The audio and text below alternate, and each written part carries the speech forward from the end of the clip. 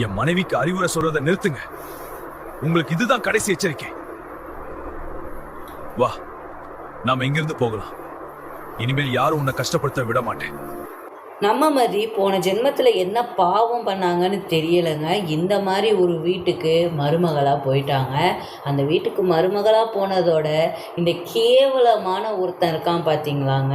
யாருன்னு பார்த்தீங்கன்னா சுரேஷோட மாமா. இன்னும் கேவலமானவன் அந்த தங்கராஜ். ஸோ இந்த மாதிரி கேவலமான ஒரு உலகத்தில் சிக்கிக்கிட்டாங்க நம்ம மதி. அவங்களோட ஆசைகளே வேற. ஆனால் இந்த கேவலமான தங்கராஜ் என்ன பண்ணுறான்னு பார்த்தீங்கன்னா மதியை ஃபுல்லாக டோட்டலாக காலி பண்ணணும்னு என்ன பண்ணிக்கிட்டு இருக்கான்னா, நம்ம சுரேஷை கூப்பிட்டுக்கிட்டு இங்கே பாடுறா மாப்பிள்ள, இந்த மதிக்கு ஏன் இவ்வளோ ஆட்டோன்னு பார்த்துக்கிட்டிங்கன்னா, அவள் சொந்தமாக வேலைக்கு போகிறா, கையில் பணம் வருது. அந்த ஒரு காரணத்தினால தான் அவள் இந்த ஆட்டம் ஆடிக்கிட்டு இருக்கா. அந்த ஆட்டத்தை நம்ம அடித்து உடைக்கணும்டா அப்படின்றாங்க. என்ன மாமா சொல்கிறீங்க அப்படின்னு சுரேஷ் கேட்க, உடனே இந்த தங்கராஜ், ஆமாண்டா மாப்பிள்ள, அவளுக்கு காசு வர்றதுனால தான் ஆடிக்கிட்டு இருக்கா. அந்த இதை நம்ம உடச்சி விட்டோன்னா எப்படி இருக்கும்? நீ என்ன சொல்கிற, உடச்சிடலாமா அப்படின்னு கேட்குறாரு. இதை ஏன் மாமா என்கிட்ட கேட்குறீங்க? ஃபஸ்ட்டு உடச்சி விடுங்க. அவள் சைலண்ட்டாக அந்த வீட்டுக்குள்ளே இருந்தால் தான் எனக்கு நிம்மதி, அந்த குடும்பத்துக்கும் நிம்மதி, உங்களுக்கும் நிம்மதி அப்படின்னு சொல்கிறாரு. அண்ட் இதை கேட்ட உடனே தங்கராஜுக்கு ரொம்ப குஷி ஆயிடுச்சுங்க. குஷியான வேகத்தில் எங்கே போகிறாருன்னு பார்த்தீங்கன்னா அந்த மதியோட ஸ்கூலுக்கு. ஸோ ஸ்கூலுக்கு போய் பிரின்சிபலை பார்க்குறாரு. ஸோ பிரின்சிபலை பார்த்துட்டு, வணக்கங்க, இந்த மாதிரி நான் தான் தங்கராஜ், இங்கே மதி இருக்கா பார்த்தீங்களா, அவங்களோட அண்ணன், அதாவது சுரேஷ் என்னோட மாப்பிள்ளை. ஸோ அந்த மாதிரி எனக்கு சொந்தம் அப்படின்னு சொல்லிட்டு, நீங்கள் இந்த மதியை பர்மனெண்ட் ஆக்கக்கூடாதுங்க, எங்களுக்கு அதான் தேவைப்படுது. ஸோ பர்மனெண்ட் ஆக்கிட்டீங்கன்னா அது எங்கள் குடும்பத்துக்கு ஒத்து வராது. ஸோ நீங்கள் என்ன பண்ணுறீங்கன்னா மதியை பர்மனெண்ட் ஆக்கிடாதீங்க அப்படின்னு சொல்கிறாங்க.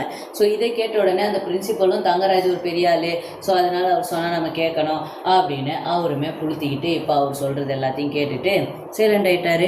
ஒன்றும் பண்ண முடியாது. பிரின்சிபல் மதியை அங்கே பர்மனெண்ட் எம்ப்ளாயியாக ஆக்க போகிறது கிடையாதுங்க.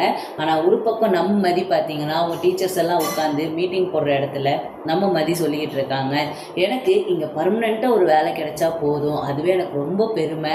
அண்ட் இந்த ஸ்கூலுக்கு என்னெல்லாம் பண்ணணும் அப்படின்னு நான் நிறைய யோசிச்சு வச்சுருக்கேன். அது எல்லாத்தையுமே ஒன்று விடாமல் நான் எல்லாத்தையுமே பண்ணிடுவேன் அப்படின்னு சொல்கிறாங்க. ஸோ இதை கேட்ட உடனே அங்கே இருக்கிற லெக்சரர்ஸ்க்கு எல்லாத்துக்கும், அதாவது டீச்சர்ஸ்க்கு எல்லாத்துக்கும் ரொம்பவே இஷ்டமாயிடுச்சு நம்ம மதி சொல்கிறது. இருந்தாலும் என்ன பண்ணுறது சொல்லுங்கள், ஒன்றும் பண்ண முடியாதுங்க. மதி அங்கே பர்மனெண்ட் எம்ப்ளாயியாக ஆகவே முடியாது. அதுக்கேற்ற பிளானை தான் இந்த கேவலமான ஒருத்தன் தங்கராஜ் போட்டு வச்சுருக்கான். ஸோ இதுக்கு சுரேஷ் என்ன பண்ணியிருக்கணும், இல்லை வேண்டாம் அப்படின்னு சொல்லியிருக்கணும். ஆனால் அது எதுவுமே கேட்கலை. இந்த சுரேஷ் என் பொண்டாட்டி எனக்கு தேவை கிடையாது, அந்த குடும்பம் தான் முக்கியம், பொண்டாட்டி ஒன்றுத்துக்கும் ஆக மாட்டா அப்படின்னு நினச்சிக்கிட்டு இருக்காங்க.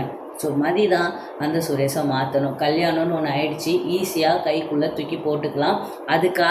அதுக்கேற்ற வேலையாக நம்ம மதி பார்த்தா நல்லாயிருக்கும். ஸோ சுரேஷ்க்கு மதி மேலே அளவு கடந்து அந்த லவ் வந்துருச்சுன்னா போதுங்க, இதுக்கு எல்லாத்துக்குமே முற்றுப்புள்ளி வச்சிடலாம். ஸோ நீங்கள் என்ன நினைக்கிறீங்க? சுரேஷ் சீக்கிரமாக மாறணும், இந்த மாதிரி இருக்கக்கூடாதுன்னு நினைக்கிறவங்க இந்த வீடியோக்கு ஒரு லைக்கை போட்டுருங்க. So okay friends, thank you for வாட்சிங்.